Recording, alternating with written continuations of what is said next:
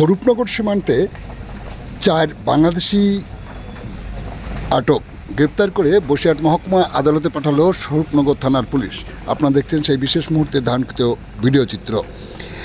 Police সূত্রে জানা যায়, পারুল বেগম খুলনা, করিমা বেগম নড়াইল, সুজন শেখ খুলনা, এমডি হৃদয় যার বাড়ি খুলনায়, তারা অবৈধভাবে এদেশ থেকে বাংলাদেশে যাওয়ার আগেই তারালি ও হাকিমপুর সীমান্তে বিএসএফের জওয়ানরা তাদেরকে প্রথমে আটক, পরে জিজ্ঞাসাবাদের পর তাদের কাছে কোনো বৈধ প্রমাণ না পাওয়ায় স্বরূপনগর থানার পুলিশ হাতে তুলে দেয় গতকাল রাত্রে। আজ সকালে তাদেরকে গ্রেপ্তার করে স্বরূপনগর থানার পুলিশ বসিরহাট মহকুমা আদালতে পাঠায় পরবর্তী আইনি পদক্ষেপ গ্রহণ করার জন্য। আপনারা দেখছেন সেই বিশেষ মুহূর্তের ধারণকৃত ভিডিও চিত্র আজকের স্বরূপনগরের ক্যামেরায়। আমাদের সাথে থাকুন আর পরবর্তী আপডেট সবার আগে পেতে চ্যানেলটি সাবস্ক্রাইব করে সাথে থাকুন।